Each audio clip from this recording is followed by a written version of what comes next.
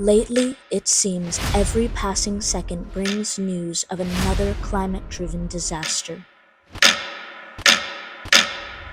But we still have the power to turn back the clock. Harnessing the power of collective human energy, today's university students are working together to chart a new future, demanding and creating the solutions for a sustainable climate. Our focus in science, engineering, activism, and politics offers the potential of a better tomorrow for all of us. Tune in to Campus Climate Corps for news of what is and what is not happening at this year's UN Climate Conference.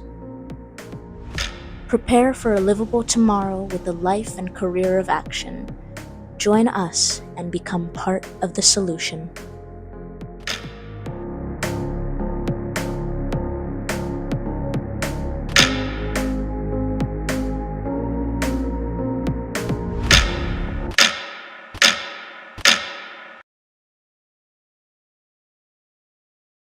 Ladies and gentlemen, I'd like to welcome each and every one of you to Campus Climate Corps Day 11. Day 11. Our folks on the ground at COP27 in Sharm El Sheikh, Egypt are here to bring you all the news, all the interviews, all the content that you're looking to see, amplify your voices as we have been over the last week and a half almost. So we're so glad to have them on the ground bringing you the materials that you're looking for. Today, we have some interesting news to share. Starting with the fact that President Biden met with President Xi of China and essentially pushed a reset button on their mutual relations.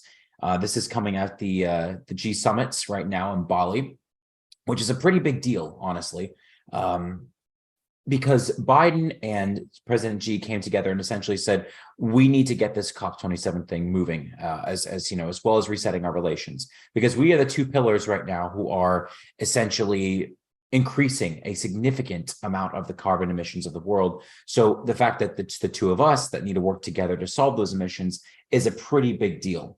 So I think that's a pretty fantastic piece of news. We also have a couple of interviews being done on the ground by our team right now in Sharm El Sheikh, Egypt, by our very own Esteban. But before we begin, I'd like to welcome each and every one of you. As always, my name is Rock Aboujaoude Jr., reporting live from Gainesville, Florida, with the rest of our team on the ground in Egypt. My Esteban, Michael Fidler, Dr. John Capece, Valholly, and the rest of the team. Again, welcome, and let's go ahead and get started with some content.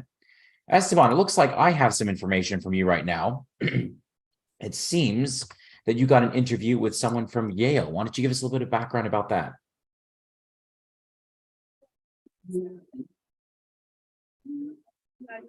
Hello, lost you for a minute. How's the internet connection over there? Can you hear me? Yes, I can hear you. It's very bad. It's as bad as it has ever been. Yes. Okay. Well, why don't we just go ahead and share your interview with the person from Yale? Oh, yes, by all means, okay. Please. Good morning, everyone. We're here with Melanie Quigley, Executive Director of Strategic Initiatives from Yale School of the Environment. Hello. Thanks for having us. Thanks for having me. So we were wondering what in particular is Yale showcasing at its pavilion? Yeah, so we have a booth here this week at COP27, and we're excited to be hosting 30 students from all across campus, masters, undergrads, and PhD students. And when the students are here, before they get here, they take a course called International Organizations and Conferences, where they get to meet leaders of these UN systems and learn about systems change and leadership. And they also, while they're here, support delegations that need their support. So they're writing climate briefs, policy briefs, following negotiations, loss and damage, Article 6, supporting pavilions, all those things, and we kind of throw them into the deep end so they can learn by doing. And it's been a really rich and rewarding experience for them to be able to learn about what these systems in UN look like. Wonderful. So you also told me that your students have access to particular speakers and within this course? Yeah, so we've been really fortunate to have a really strong alumni base that also run a lot of delegations while they're here. But in the class, we also have ex-executive secretaries and current executive secretaries, including Elizabeth Marema, who is running the COP15 in Montreal in a couple of weeks, who comes and speaks. Julia Marton-Lefebvre, the former Secretary General, I don't want to get any of these wrong, of IUCN, people that have studied the UNEP systems, and Sue Beniaz, who's a climate negotiator under Kerry. Wonderful. Thanks for having us. Yeah, well, thank you for having me. You know, it certainly doesn't surprise me that Yale has a bunch of alumni running around all over COP27. But hopefully, Esteban, you got to meet a few of them and essentially see what they were planning. Did you get to meet any of the students from Yale who were running around or not? Not yet. Most of their work also has been contributions to the delegations of different countries and their materials for negotiations. I did get to meet students from Cornell. Actually, the student that we interviewed last week from Cornell was from a very similar program at her school, and she in particular contributed to the delegation of the Kingdom of Tonga. But unfortunately not. I haven't met yet some of the Yale students. We'll try to follow up with an interview with them. Absolutely. Speaking of students, and maybe we can segue. This is a nice segue into protesting.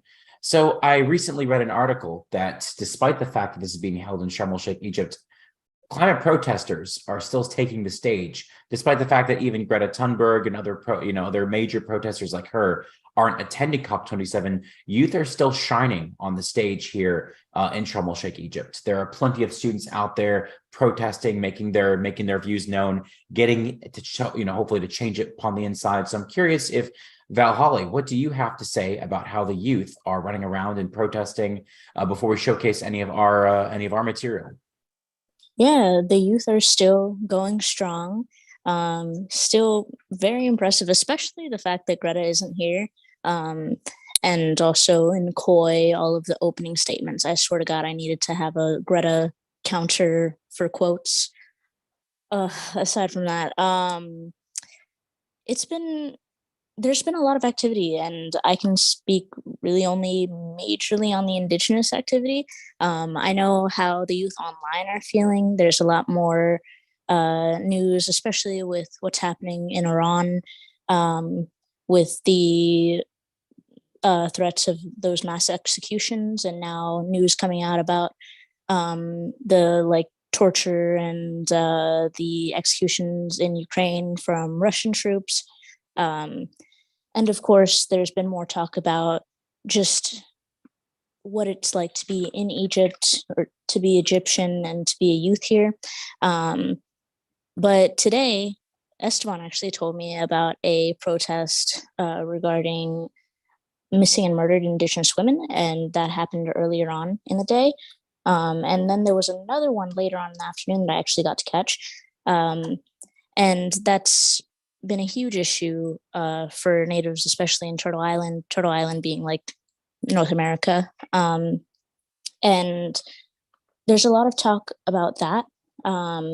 For those who don't know, MMIW, Missing and Murdered Indigenous Women, it's a big movement because of the statistics of the violence against Native women in the United States, and how we are usually victims of sexual assault, rape, being murdered, or just being kidnapped or going missing.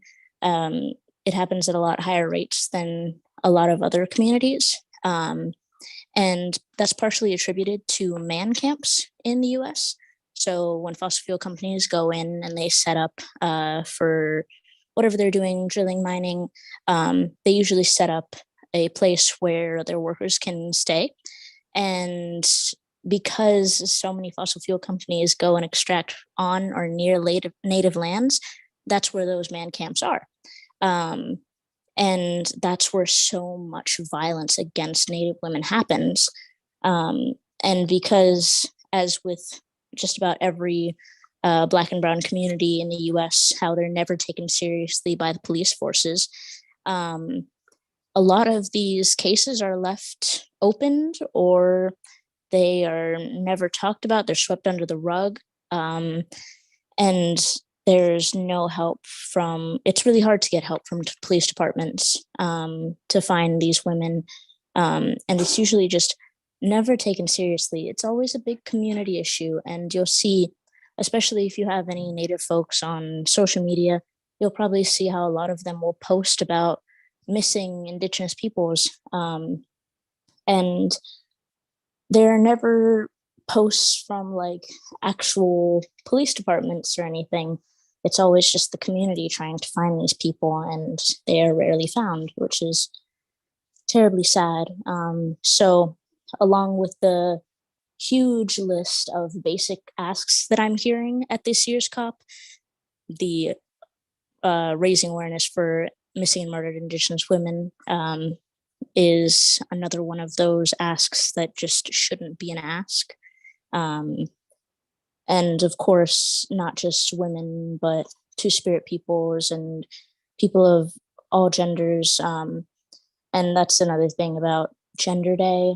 Of course, I didn't attend many talks regarding gender, but I was looking back on all the talks that were happening, especially because in the app, you can go and click on the Gender Day and see like a list of topics that are relating to it.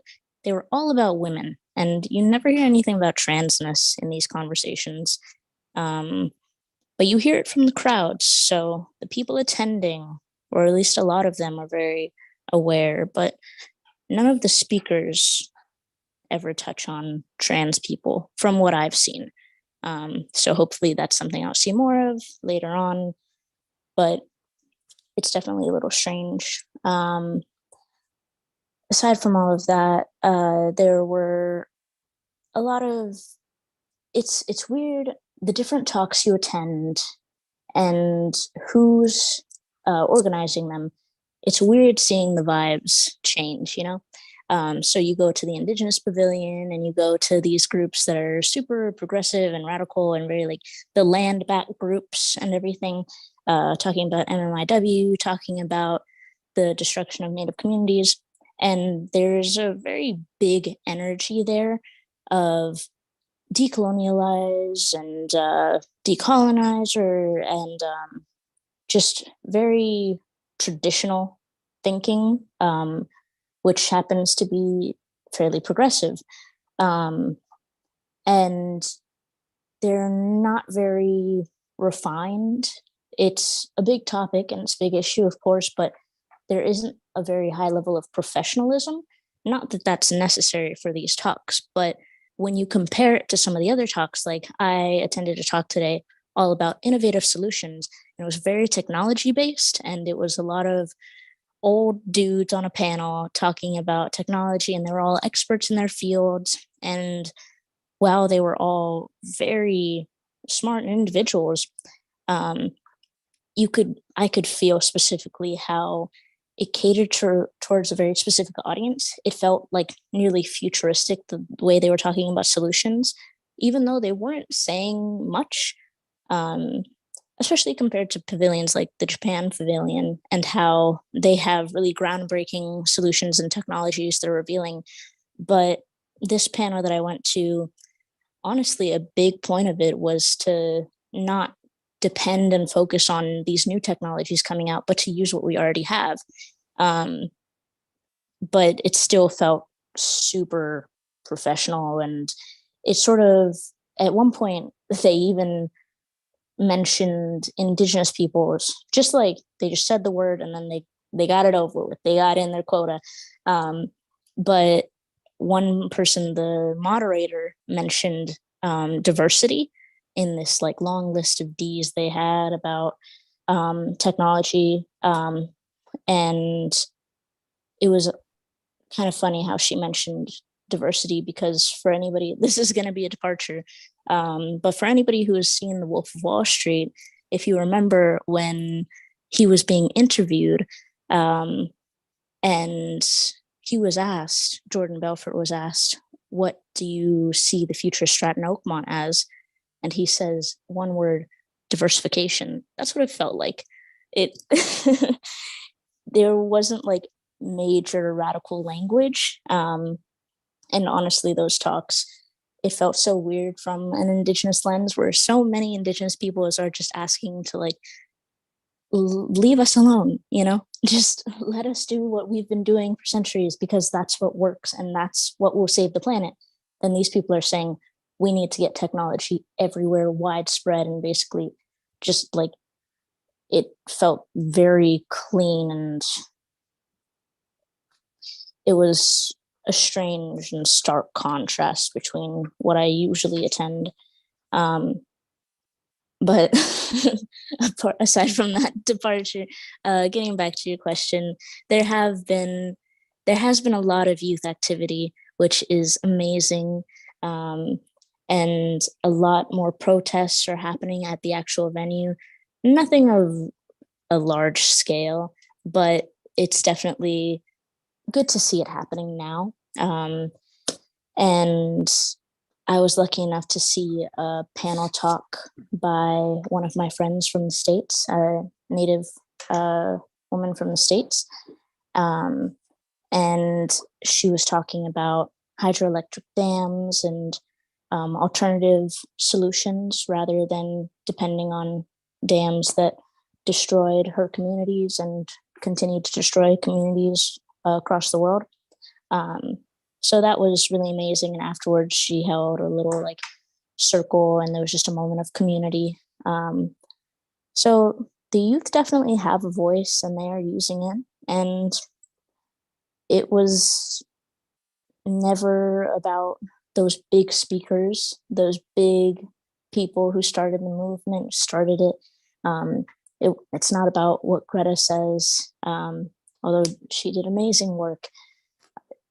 We don't need that. We are all acting, and no matter who it is, whether it's somebody who has billions of followers and created an organization that was worldwide, or if it's this one girl from a tribe in Northern California, all of our voices are being used, and whether or not they're heard, there's always going to be somebody who's there and trying to uplift it. So that's one thing that makes me feel a little bit better about the youth presence. Absolutely. I think you brought up a couple of really good points, including the fact that climate protesters and climate activists are also human rights activists.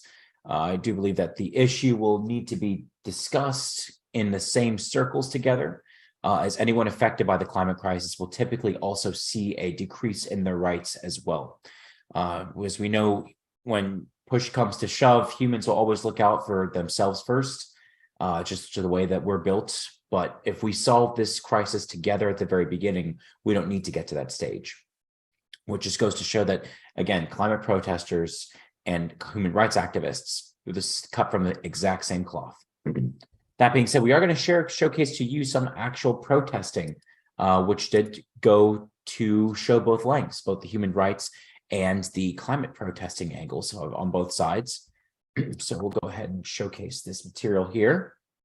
You have a choice. You have a choice to make right now. At the moment, we have seen no conversation around zero emissions. Our negotiators in there are telling us all they're hearing is, and there is zero empathy, there is zero compassion. For many of us, we are fatigued. We are tired. We are tired of fighting. We are tired of seeing no action. If you want something to come out of this, then there has to be an end to fossil fuels. We need to see phase out of fossil fuels in the context this year if you are serious about getting us on a pathway towards 1.5.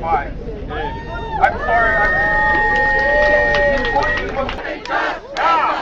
Fossil fuel out!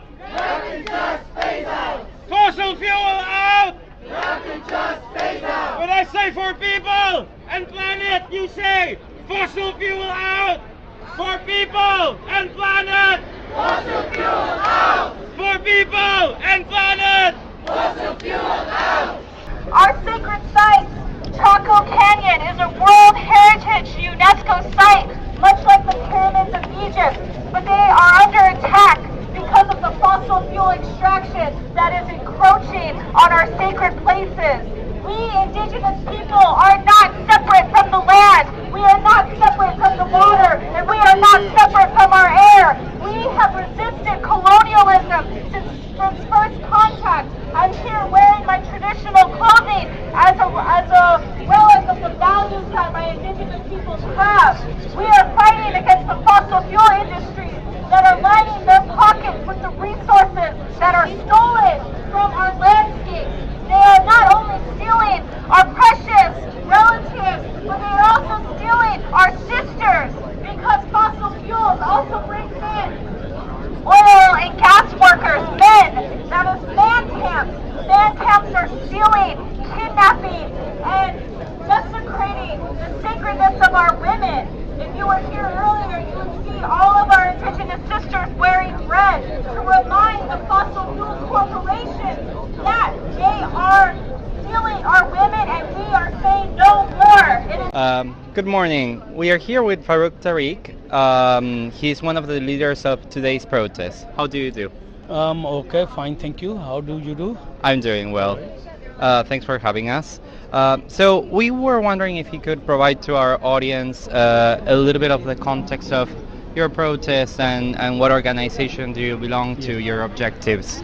I am from Pakistan Kisan Rabta Committee, which is Pakistan Peasants Coordination Committee, part of Asian People's Movement on Debt and Development, APMDD.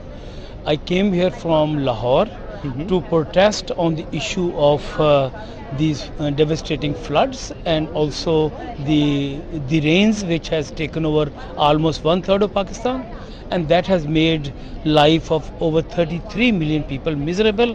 They were impacted by this climate disaster. So we came here to raise several issues. Today issue was really fossil fuel, and I come from a country where fossil fuel over 64% energy is being produced by fossil fuels, and only 6% by renewable energy. So Pakistan has is been dependent on LNG, on gas, on oil, and on coal. So these are all providing this fossil fuel bad impact on the people's life. So that's what I came here to raise the issue, that government should change and change their priority from fossil fuel to renewable energy. Wonderful. And the protest today, was it just one organization, or was it a group of organizations? It was a group of organizations who are all together against fossil fuel, and this was a joint demonstration. And we had a demonstration yesterday as well, and before as well. So every day we are protesting here, because this is the only opportunity we can bring our message to a wider audience. People are listening, but a lot of filming is been made, and through social media and through media our message is spread. So what we can't do inside, we are doing outside. Can you do you recall some of the organizations that are involved in this protest? Yes, there's a fossil fuel, there's a global network on climate change. There's a fossil fuel free world, and there's a Asian People's Movement on Debt and Development, which many organizations are part of that organization, and several other from Africa and from America, and there was a Polish organization as well. One more follow-up question. So, have you encountered difficulties in protesting in Egypt? Okay, I come from a country which has been ruled by military dictatorship for 32 years, and I have been arrested many times in Pakistan just to raise our voice for democracy. So when I come here where there is no freedom, there is no democracy, and a COP is taking place here, but COP is mainly a talking shop really for the ruling elite.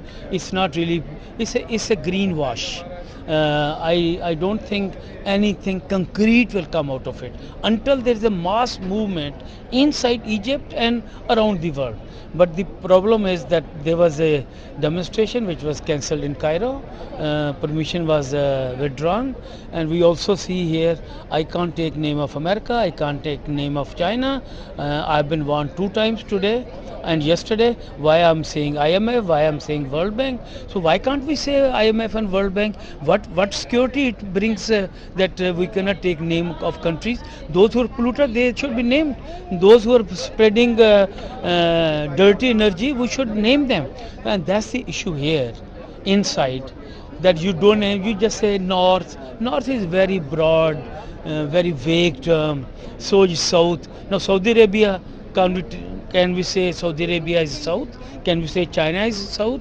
But we know American imperialism, we know about their atrocities, but we also have countries in South who are playing the same role what American and British and European imperialism has played. So we are here in a country where there is a dictatorship, where there is no freedom of expression.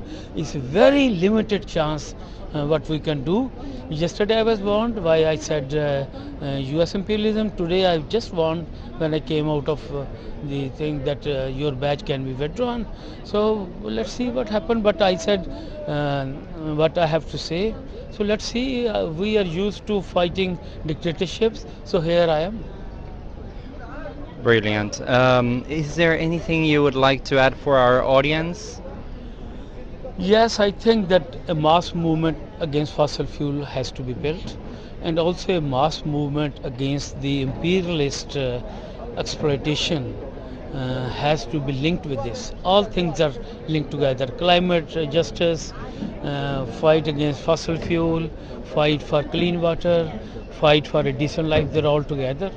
And we are working for a decent, equitable world, and that's the problem that many of dictatorship who are providing opportunities to the rich become more rich. There are corporate sector who are using every crisis to make more money. So crisis is an opportunity for them to be more rich. So we are here to raise our voices. I hope that our voice has been heard.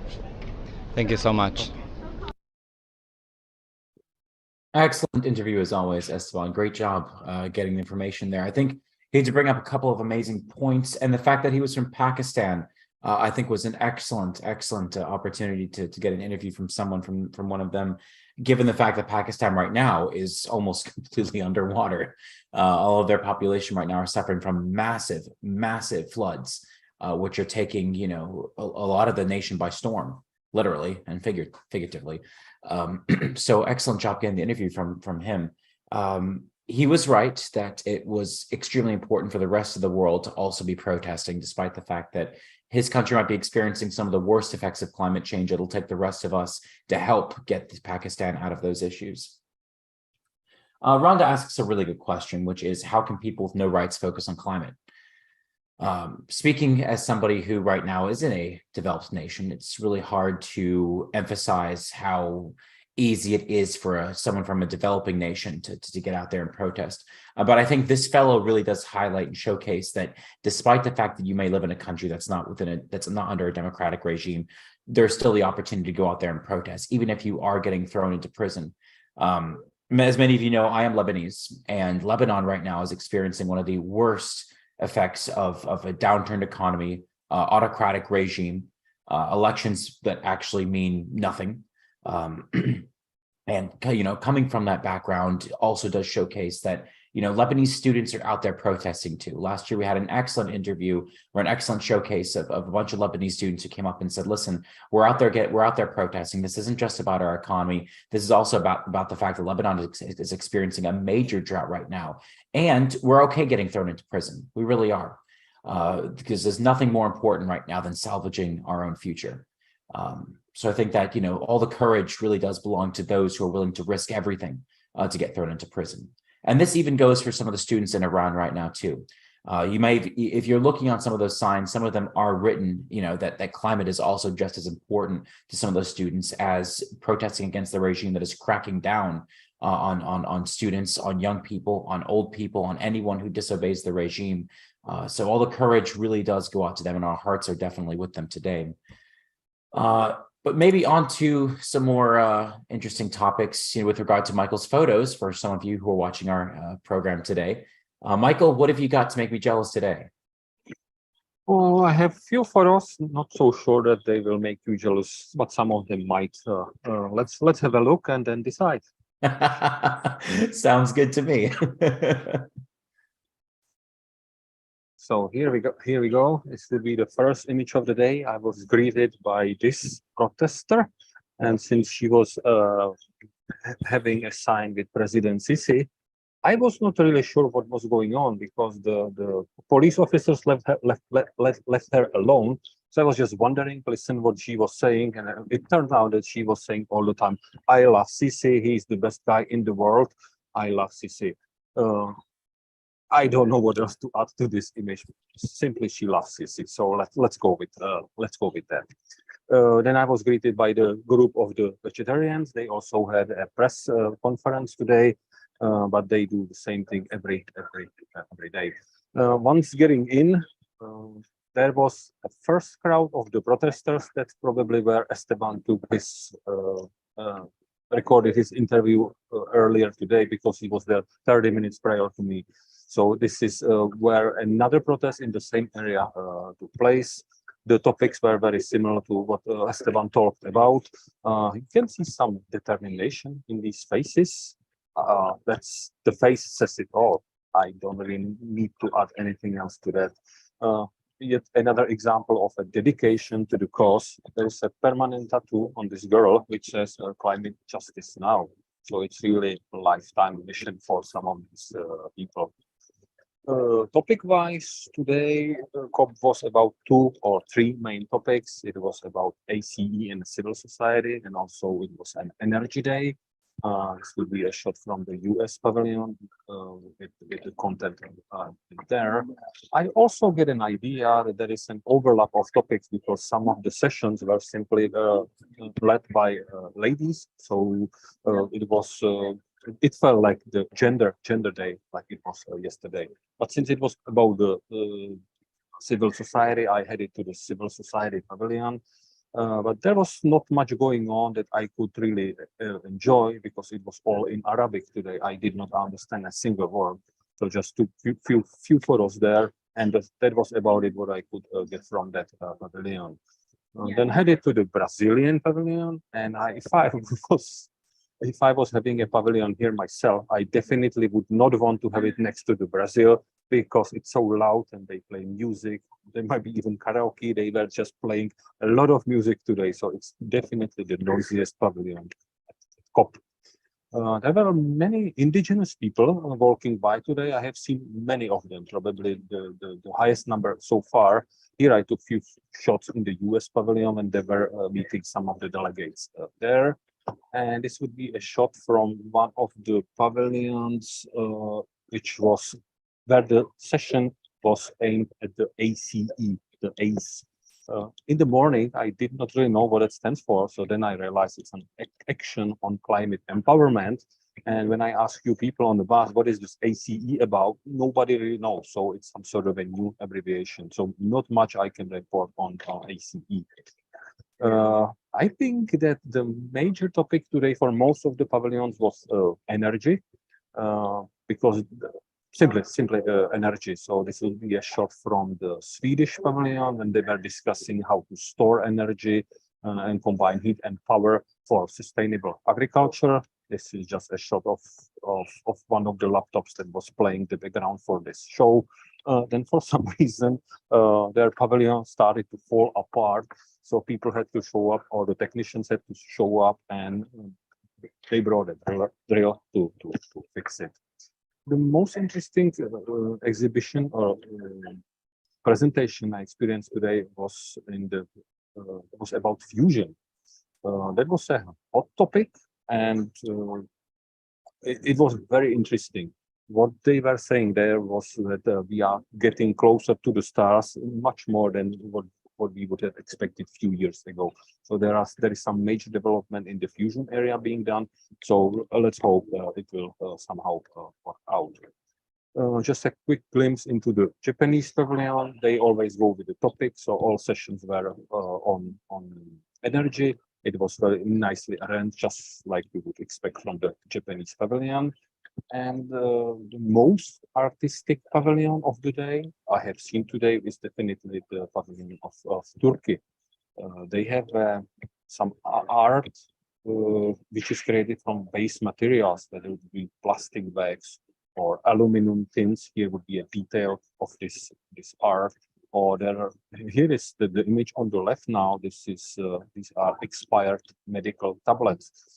So the art is created this way.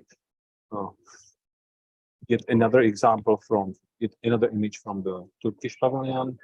And we also got a chance to help with the art. They were giving us pieces of paste and also glue, so we could actually help to build the art, but I simply just took photos.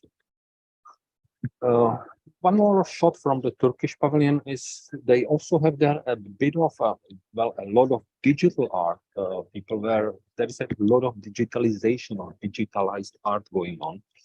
Here you could be using some sort of a virtual pointer and having a digital marbling experience. I tried it. It's really very cool technology. Walking around, I also ran into this gentleman in the middle. It's the Dr. Ho-Sung Lee, it's the IPCC chair, one of the scientists I very highly respect. And one of the panelists during the same session was Dr. Abdullah Moqsit, which is IPCC secretary, one of the authors of the weather forecasting and the Aladdin. Got lucky enough to take a few more shots of Dr. Lee. And here would be a general shot from the Qatar pavilion where the presentation took place. I was truly disappointed that the questions these panelists were asked were on the level of maybe high school, and these are really leading authors of the IPCC assessment report. Those are super educated and super smart guys, and they were asked so basic questions. There was a big disappointment there. And finally, I ran into another protest. It was not by the main entrance where most of the protest takes place. This was somewhere in between the pavilions. This was a little bit bigger. I would estimate maybe 200 people there at this protest. They were all watched by these security guys, as you can see on the left. The security guys were keeping their distance, but they were keeping an eye so things don't go out of hand. So there was a lot of power and energy in some of the protesters and speakers. Initially I wanted to end with this image because it's sort of full of energy. But then I saw this girl on the left who was delivering her speech, and she basically had an emotional meltdown. She was crying when she was delivering her speech. And I was not sure whether she was just playing it for the audience or if it was real. But then when she finished, I followed her and I saw her that she was crying for another maybe 20 minutes because it was really truly emotional for her. So this image would be the last image of the day for today, because there are the emotions of the people who really and truly suffered. Wow. Great images, Michael, especially towards the end there. I'm really glad that you got both of those, although I'm sure she had a really emotional experience from that speech of hers to break down like that. But I imagine that's happening all over the world, especially in countries where the effects of climate change become more and more direct. I think is, one of the major themes that we've been showcasing since we began is many will not understand the effects of climate change until it's right on their very doorstep, until you see it right in front of you, until you see somebody breaking down, actually emotionally, invested into the process, until you feel the water rising above your ankles. You got to see this in order to fully experience and appreciate what the true effects of climate change are going to be. That being said, we do have another showcase from our very own Dr. John Capece. After that, we'll go into some final thoughts and we'll wrap up today. So I'll let Dr. Capece take it away. Today, I wanted to cover some of the water issues being discussed here at COP27. First is a session I attended at the Water Pavilion titled Water, Energy, and Climate Nexus. And the second is a follow-up to some of the coverage we had of USAID and U.S. Department of Agriculture programs on climate adaptation and mitigation. But first, I wanted to mention something in the news related to activities here at COP27. After President Biden left COP27. He traveled further east and met with the Chinese president in Bali, Indonesia, at the G20 meeting. And the White House issued a statement saying that President Biden underscored that the United States and China must work together to address transnational challenges, such as climate change, global macroeconomic stability, including debt relief, health security, and global food security, because that is what the international community expects. So first on that list is climate change. And that was also discussed in some news coverage of the US-Chinese meeting, which was characterized as somewhat tense, but climate change was seen as an area of potential cooperation. Now that seems to be hopeful, but as you may have heard in some of our previous coverages, there were a lot of tensions here between the U.S. representatives, our U.S. senators in particular, and China, and then some of the speeches at the meeting yesterday with the World Bank and the USA and China. So whereas they may be looking towards climate change as a potential bright spot in the relations between the U.S. and China, activities here at COP27 would not necessarily support that. But back to the Water Pavilion presentation. It was led by a representative from a group called CIGR, which is one of the largest, if not the largest, ag research institution in the world. Now, their representative stated that water was at the heart of climate adaptation. In other words, climate change is felt by people throughout the world, largely first through water issues, either flooding, drought, or sea level rise, etc. But she also pointed out that water can make or break mitigation, and we'll talk a little bit more about that. And she went into some detail on the role of water in energy transition. But I wanted to make a few observations about this session at the Water Pavilion. First, I noticed some of the sponsors of that came together to host this pavilion. And the U.S. organizations, a couple of them I noted in particular, I've had extensive experience with them and have found them to be highly resistant to climate priorities. And this is in large part due to their close ties to the corporate world and their members, the members of these organizations being derived from the corporate world. And they often have an urban growth mandate to deliver water for development. So they tend to focus on gaining access to more water, delivering more water at a low price, and are not highly inclined to address climate issues unless they are financially incentivized to a high degree. Now, from the developing world perspective, places that suffer from a lack of clean water for drinking and a lack of proper sanitation or wastewater treatment are typically those countries that have severe problems with governance. They may attempt to portray themselves otherwise, but deficiencies in water and sanitation are absolute evidence of a failure of governance at the local all the way up to the national level. So expecting an awful lot of capacity out of such nations, out of such governments to deliver on climate issues is probably expecting far beyond what they're capable of delivering. Now, a lot of the presentations in this session were on our traditional water management issues, but they were put forward with a climate spin. Now, the one area that did have an absolute nexus with water and climate is that of water use in mitigation. In other words, as we try to move away from fossil fuels, we often encounter some practices or energy sources with very high water demands, just as high as with the fossil fuel plants. And those can be things like hydropower, bioenergy, geothermal, and nuclear.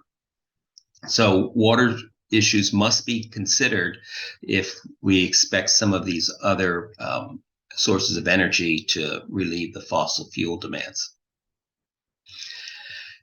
Now, the other topic I wanted to cover was the references by the U.S. Agency for International Development in some of the agricultural presentations on the U.S. plan for global water security.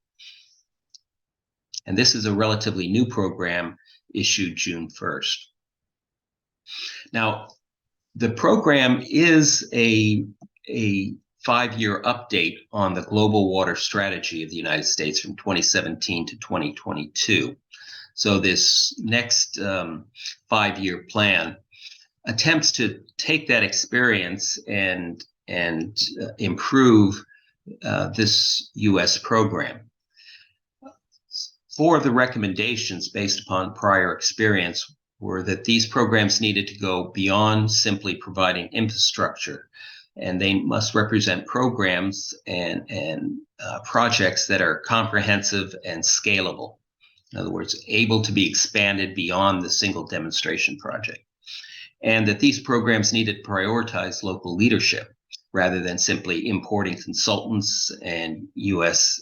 agency staff to implement a project and then leave.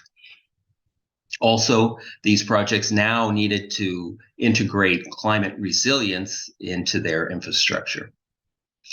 Also, they needed to increase the coherent implementation across humanitarian development and peace-building contexts.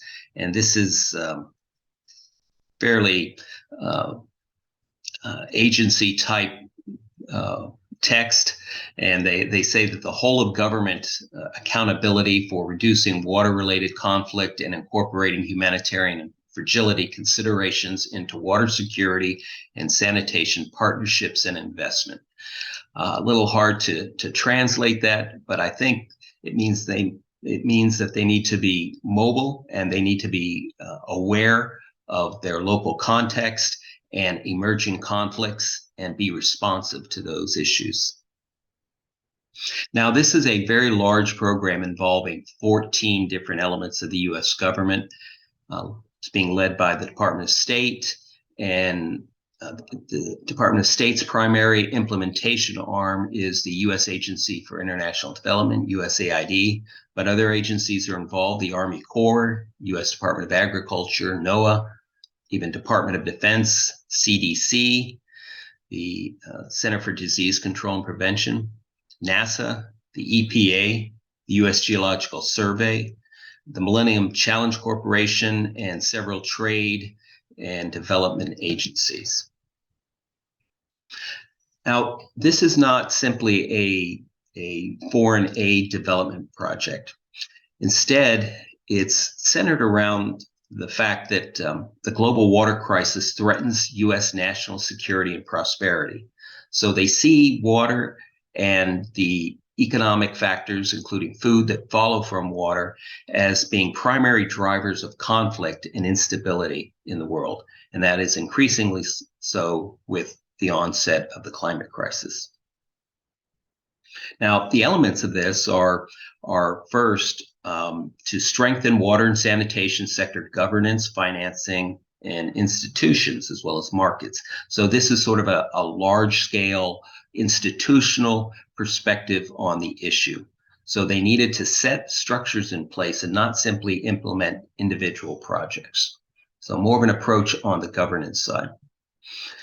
And then the projects, the programs needed to provide drinking water and sanitation and incorporate hygiene. So what's typically called WASH programs: water, sanitation, and hygiene.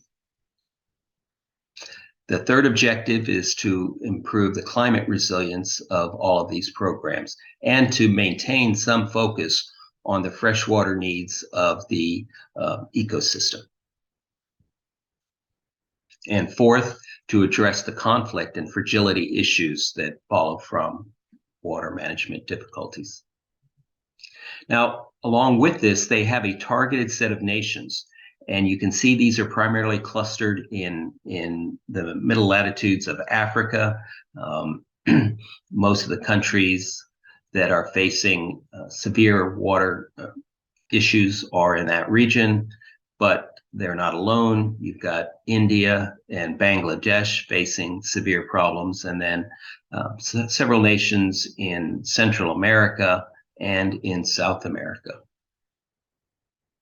Now, each one of these nations has a website. Now, one of the pages was identifying not only the top priorities based upon need, but with an overlay of politics. So a national security priority has been assigned to Jordan, Palestine, and the Gaza Strip for many of these programs. Now, one of the national pages is for Senegal, and each country on that priority list has a page like this, which seeks to describe in brief some of the challenges, the water challenges faced by that nation, and then some of the programs that have been implemented by the United States in cooperation with that government, and where they hope to take these activities in the future. So this provides sort of an overview of some of the water discussions going on here at COP27. And interestingly, we had touched on President Biden in China and Biden's speech given earlier this last week. One of the announcements that was provided in the White House press release and just mentioned briefly by President Biden was a program to deliver to Ukraine small modular nuclear reactors. And these are seen as Generation 4 nuclear facilities that are supposedly much safer and with far less of challenges relative to waste management. Now, unfortunately, I've learned by asking a few people in key position about this program, and they were somewhat a little disappointed in some of the details associated with it, specifically the nature of the technology being used by these initial SMRs. There are a variety of technologies that can be scaled down in size to fit into an SMR configuration, but unfortunately, the one in this Ukrainian proposal is really an old design, more along the lines of the old light water reactors rather than some of the new Generation 4 configurations. So it'll be interesting to see how that particular initiative evolves and whether or not this is simply an effort to get whatever technology they can deploy quickly into place and to have a proof of concept that SMRs can be implemented. And then as the new generation SMRs come online, maybe these will be the ones that will be deployed more widely nationally and internationally as part of our efforts to address our evolving energy needs.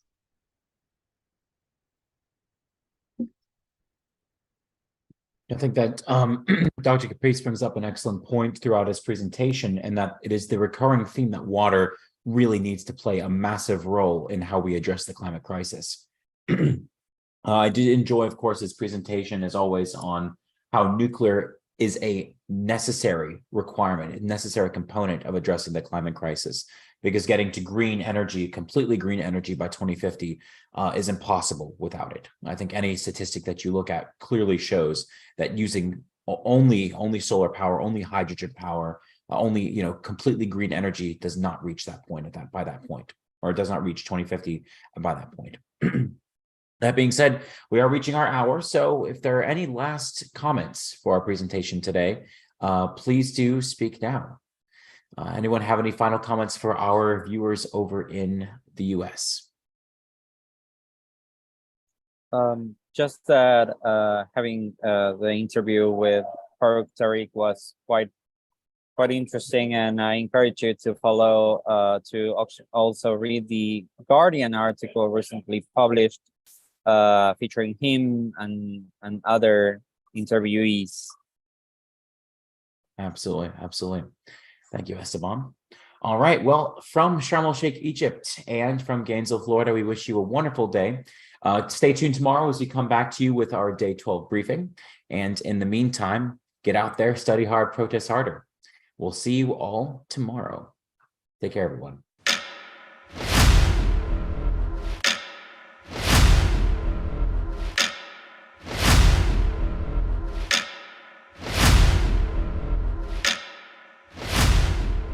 Lately, it seems every passing second brings news of another climate-driven disaster. But we still have the power to turn back the clock. Harnessing the power of collective human energy, today's university students are working together to chart a new future, demanding and creating the solutions for a sustainable climate. Our focus in science, engineering, activism, and politics offers the potential of a better tomorrow for all of us. Tune in to Campus Climate Corps for news of what is and what is not happening at this year's UN Climate Conference. Prepare for a livable tomorrow with a life and career of action. Join us and become part of the solution.